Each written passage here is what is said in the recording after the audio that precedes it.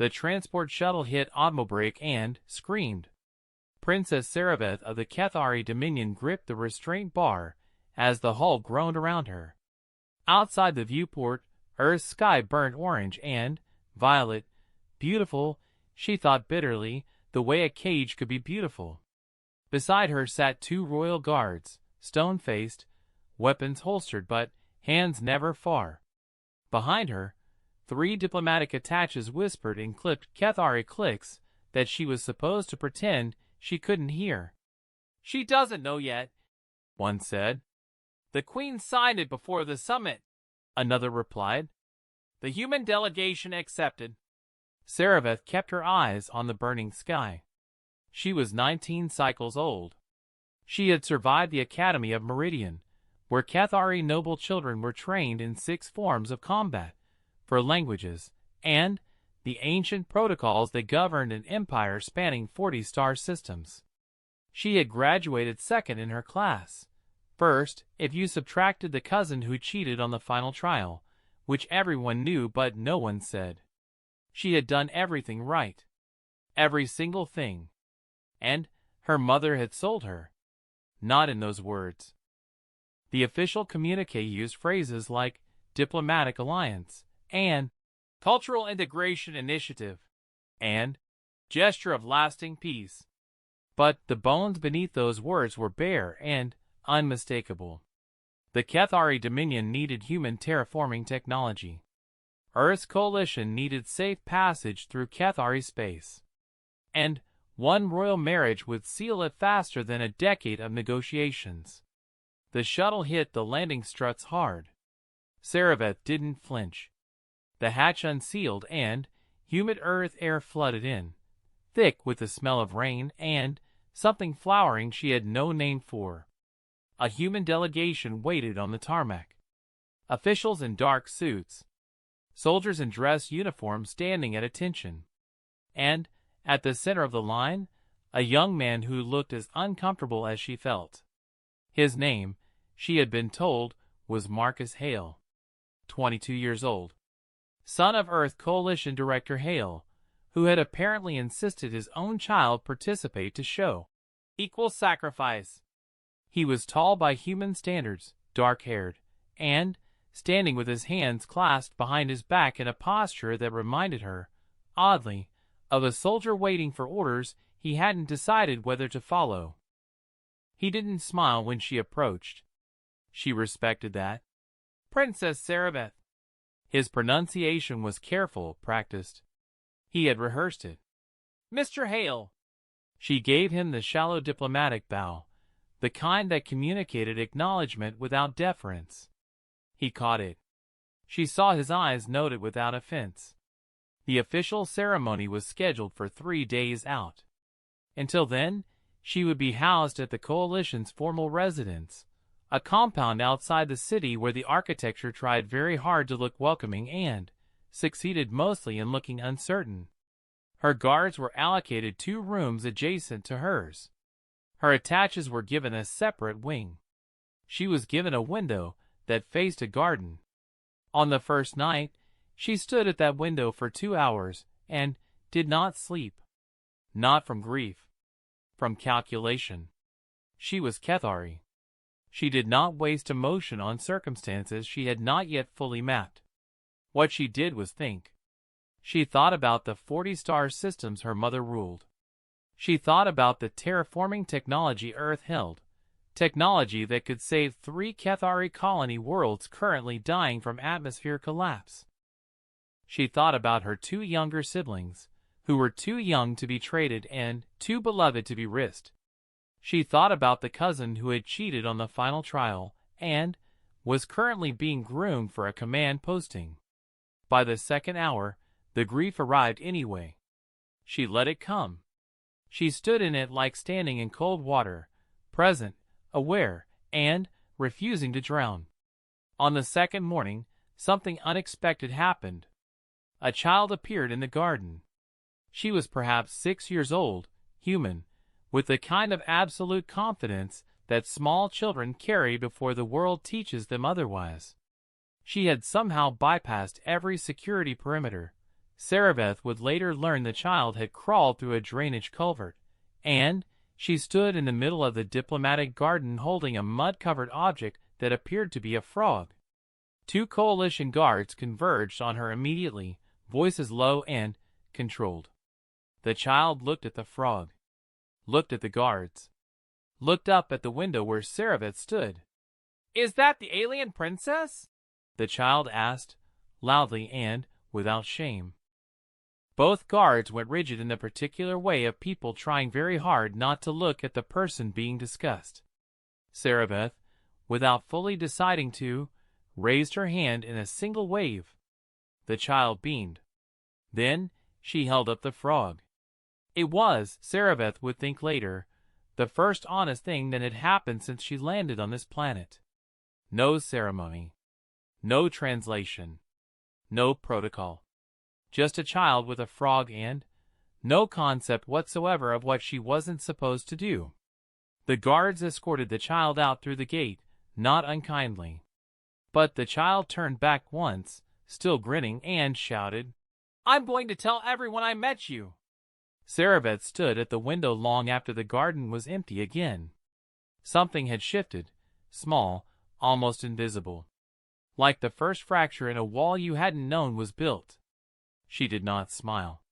But she did not go back to calculating either. She simply stood there, in the morning light of a planet that smelled like rain and strange flowers, and breathed. The ceremony was tomorrow. The wedding hall had been designed to impress both species simultaneously and impress neither. Cathari aesthetics favored sharp geometry and deep color, architecture that declared its own precision. Human formal design apparently favored sweeping curves and soft lighting that blurred all edges. The result was a room that couldn't decide what it was, which struck Sarabeth as an honest metaphor for the entire arrangement. She stood at the preparation chamber entrance in full ceremonial dress, deep indigo, with silver thread mapping the star routes of her bloodline, and her lead attaché, Elder Vosh, moved around her making final adjustments with the focused intensity of someone defusing something dangerous. "The Queen's representative arrives tomorrow," Bosch murmured. "She will observe the bonding registration and report back." Not her mother. A representative. Sarabeth filed that away without expression.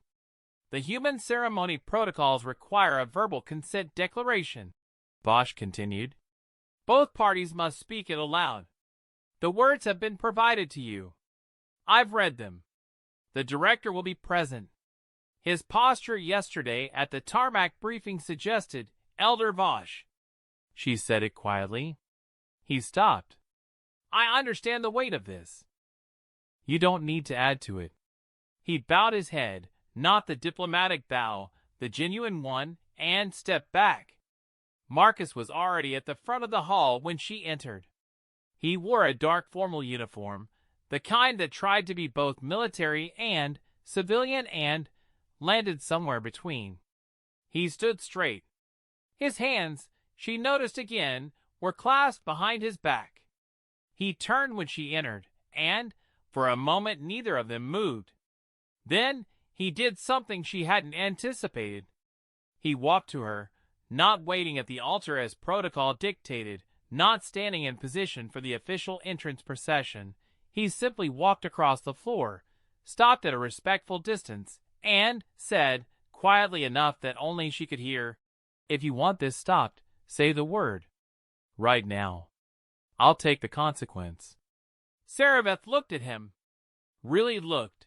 Not the diplomatic assessment she'd run on the tarmac, but the full attention she gave to things that mattered. He meant it. There was no calculation in his face. No performance.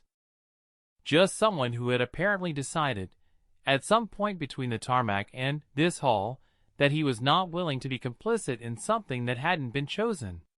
"And the terraforming agreement?" she asked. "My father negotiated that. It can survive without a wedding attached to it. Your father would, my father would be furious." A pause. "He'd get over it." She studied him for another moment. The hall was filling behind her. Cameras were positioned.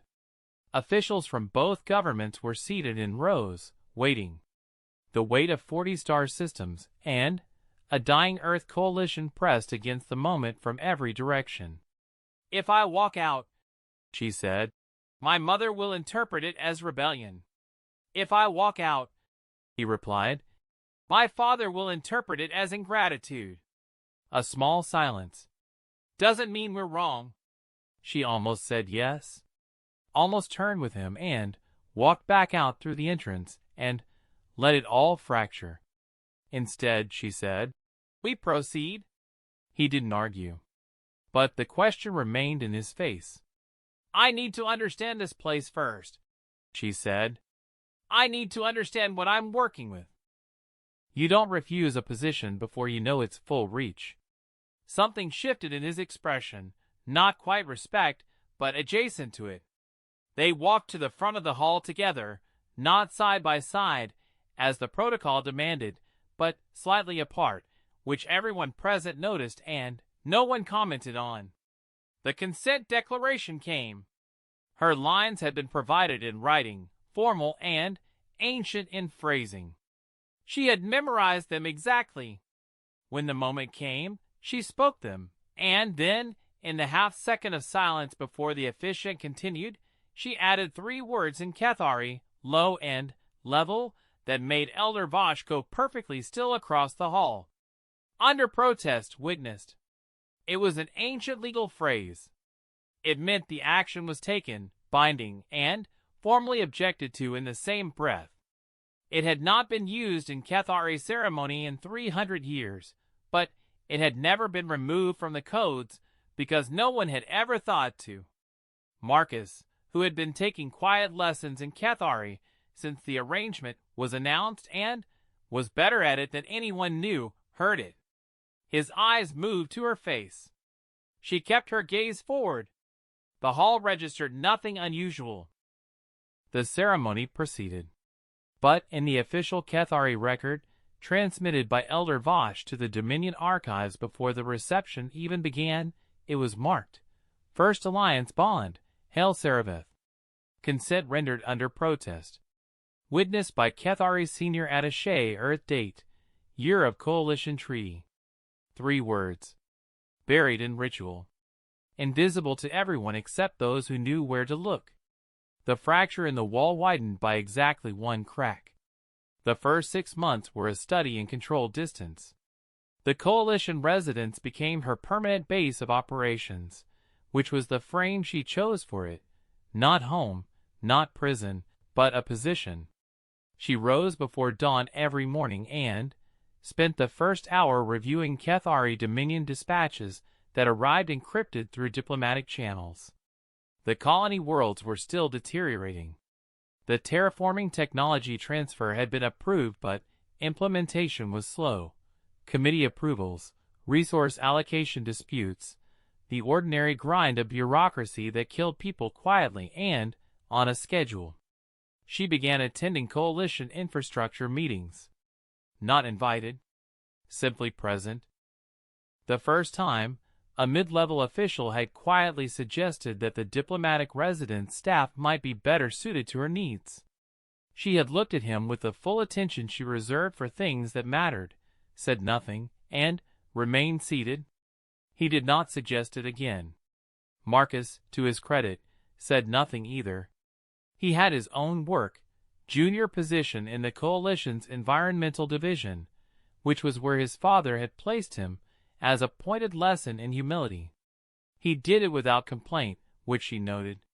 He was also, she observed over those months, deeply skilled at being in a room without declaring himself, sitting in meetings, absorbing everything, speaking only when he had something that changed the direction of the conversation.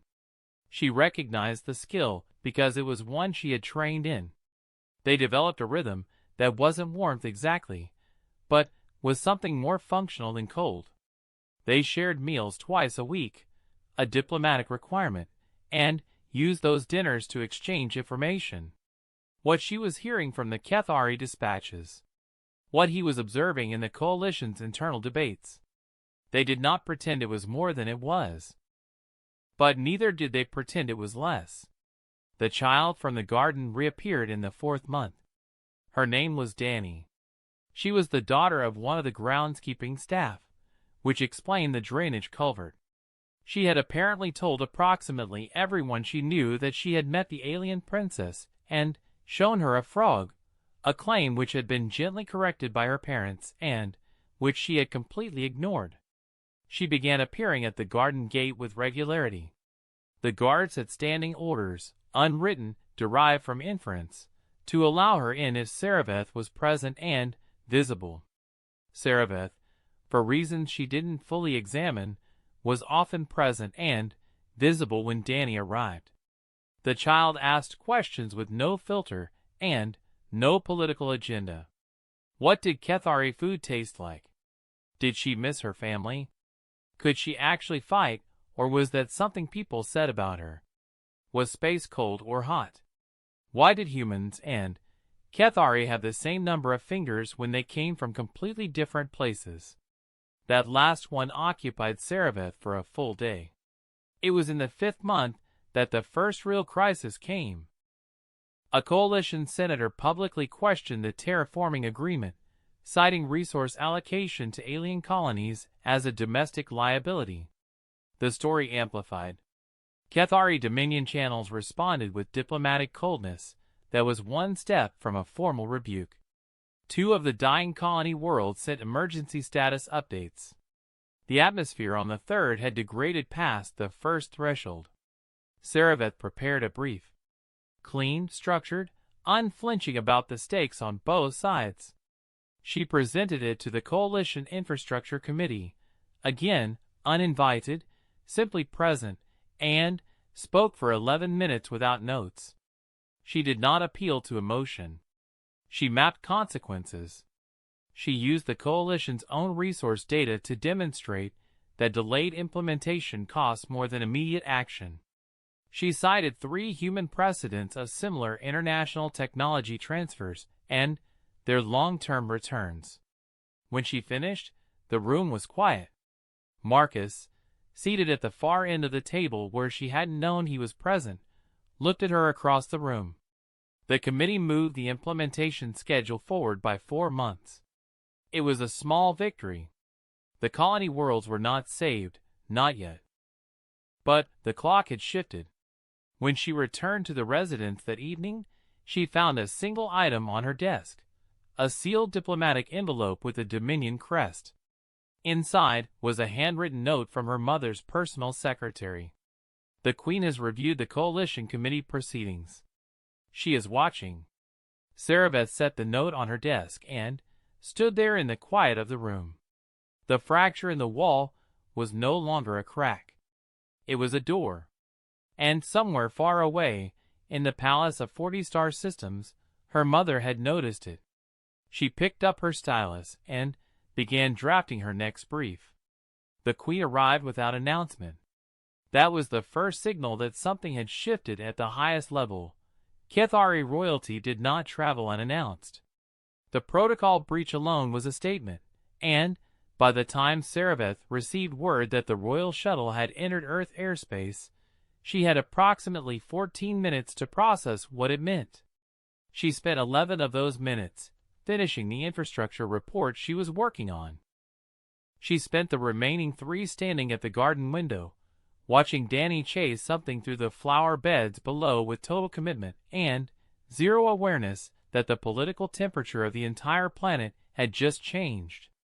Queen Mirieth of the Kethari Dominion was 53 cycles old, ruler of 40-star systems, and the person who had signed her daughter's life over as a diplomatic instrument without a word of personal warning. She was also, and Sarabeth had never allowed herself to forget this, one of the most perceptive political minds in the known galaxy. She entered the residence without ceremony. 2 royal guards. No attaches. She dismissed the Coalition's welcome delegation with a single raised hand. She found Sarabeth in the workroom. For a long moment, the 2 women looked at each other across the desk covered in Coalition data and Cathari colony projections, and a small clay figure Danny had made and presented with great solemnity the previous week. "You moved their implementation timeline," the Queen said, "by 4 months. It wasn't enough, but it was achievable. You presented their own resource data back to them. They respond to internal frameworks. External argument creates defensiveness." I adapted. Her mother looked at the desk, at the data, at the clay figure. "You weren't supposed to be doing this. I was supposed to be decorative." Sarabeth said it without heat.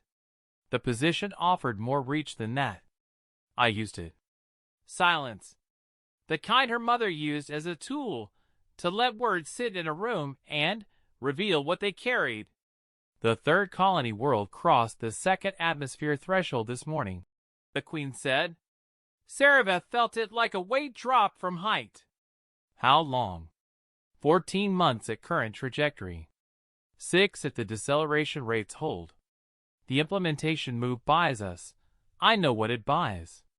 The Queen moved to the window. The garden was below. Danny had caught whatever she was chasing and was holding it up to examine it with great seriousness. "Who is the child?" "Groundskeeper's daughter. She asks good questions." "What kind of questions?" "The kind that don't have political consequences attached." She wanted to know why humans and Cathari have the same number of fingers. A pause. "What did you tell her?" I told her I'd been thinking about it. The Queen was quiet for a moment. Then, not quite a smile, but the architecture of one. "You haven't broken anything." "No. The record has your protest marked. Elder Vosh transmitted it within the hour of the ceremony." "I know." I let it stand. Her mother turned from the window. "I expected you to fold into the position. Manage it quietly. Make the best of a bad arrangement." "A beat." "I didn't expect you to use it." Sarabeth met her mother's eyes. "I know. The human. Hale's son. He offered to walk out at the ceremony. He meant it." The Queen considered that. "And you chose to stay. Because the position had reach. Because the colony worlds needed the timeline moved. Because walking out would have been clean and right and would have accomplished nothing." She paused. "I stayed because I calculated that it was worth more to be here." "And now?" The question carried more than it looked like it carried. Sarabeth felt all its weight. "Now the Coalition Committee trusts my briefs. I have access to implementation data that Dominion channels don't have direct sight on. I have a contact in the Coalition's Environmental Division who tells me things informally that take 3 months to reach diplomatic channels formally." She watched her mother's face.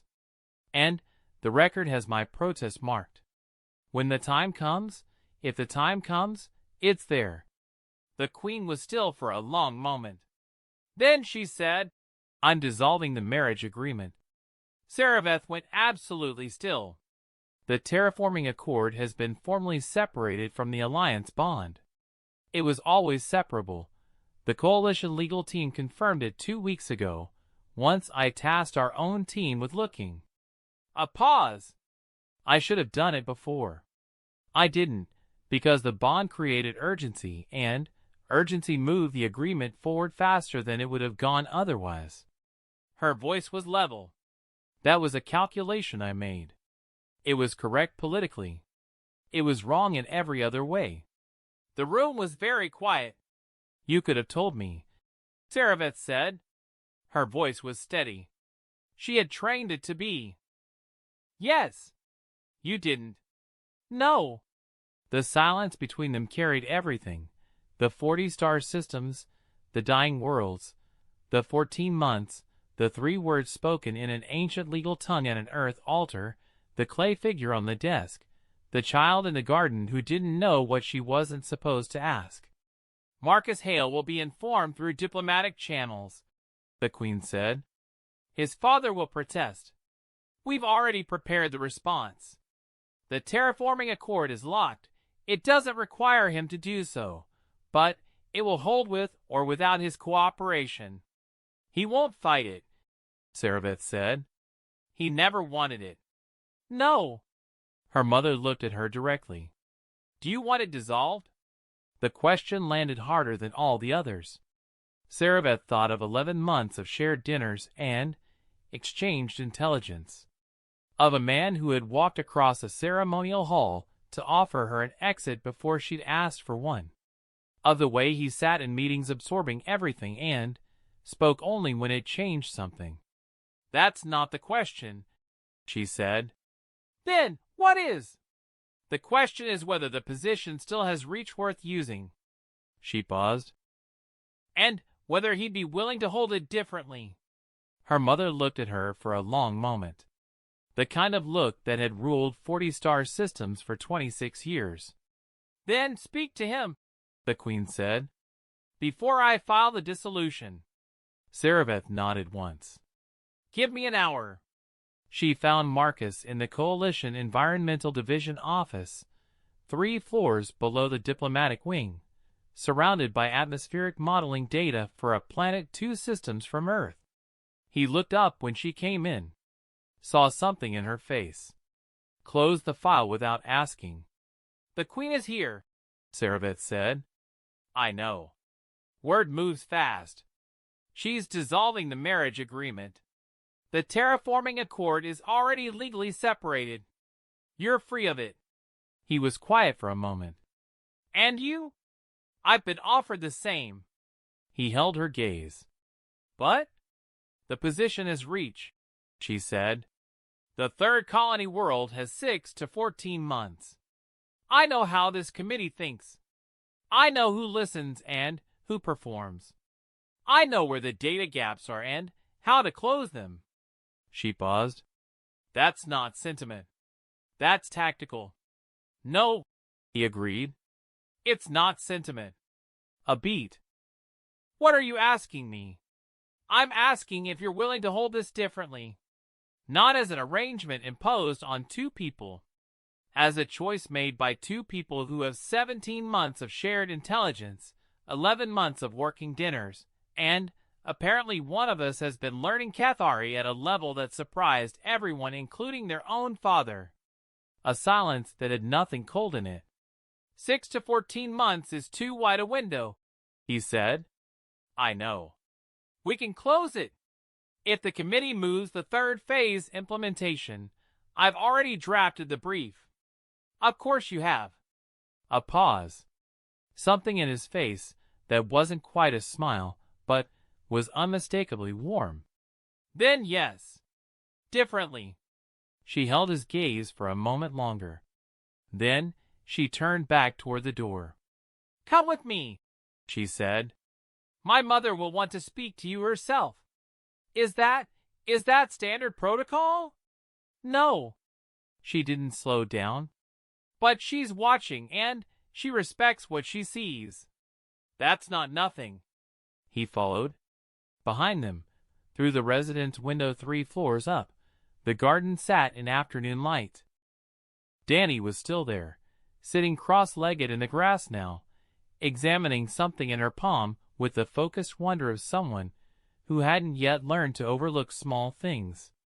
In the Cathari Dominion archives, the protest marking on the First Alliance bond sat in the official record, 3 ancient words, witnessed, waiting. Not erased. Not answered. Simply there, as testimony to a woman who had taken an impossible position, and held it until the walls moved around her. Above the garden, above the residence, above the altered bureaucratic timeline of 3 dying worlds fighting for 14 months of borrowed air, Queen Miriette of the Cathari Dominion stood at a window, and watched her daughter walk forward with a human at her side and something unscripted in her step. The Queen's personal guard, stationed silently at the door, saw her expression change. He had served the throne for 30 years. He had seen the Queen calculate wars and broker silences that restructured the known galaxy. He had seen her cold and brilliant and utterly unreachable. He had never, in 30 years, seen her look at anything the way she looked at that garden window. Like something had been returned to her that she hadn't known she'd lost. He said nothing. He kept his post. He filed it in memory the way you file the things that matter, quietly, permanently, in a place that doesn't require a label. The shuttle bay below hummed with the sound of engines holding steady. The colony whirled at 6 to 14 months. It would have to be 6.